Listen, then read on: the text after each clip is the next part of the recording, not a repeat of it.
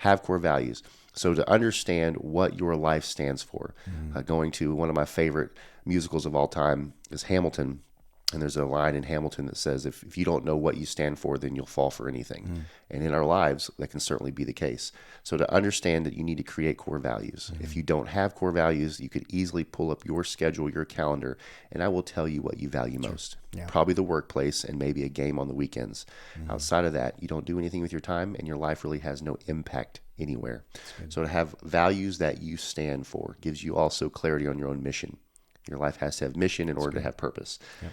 So create core values. Another one is develop brotherhood. Brotherhood.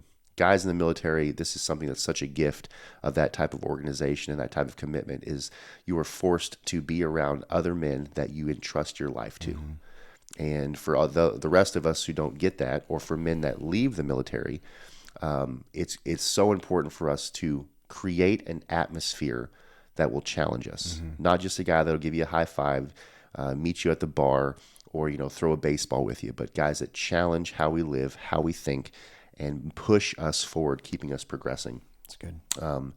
The beauty with a good, healthy brotherhood is it produces within us, Aaron, authenticity, which men are typically weak at, transparency, which men are typically weak at, and accountability, which every man needs. I don't care how hard or how high you regard yourself, you need it.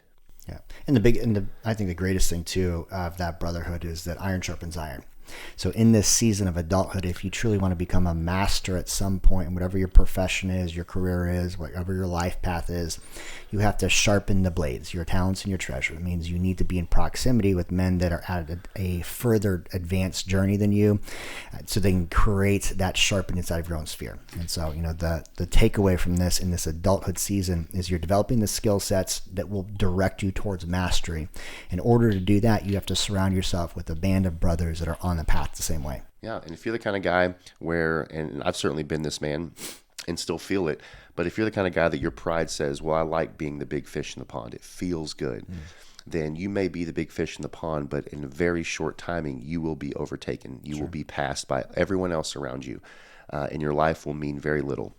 So to be in a room with people that are further down the road than you, more intelligent than you, stronger than you, have better relationships than you, have more money than you, will stretch you. This goes back to you're the average of the 5 people you hang out with. Well, those other 4 people in your sphere better be further down the road than you. Love that. Okay, so first, write a passage, season to reflect on. Self-reliance, that is the goal you're looking for. In that birth stage, you want to become self-reliant, get off the milk onto the meat.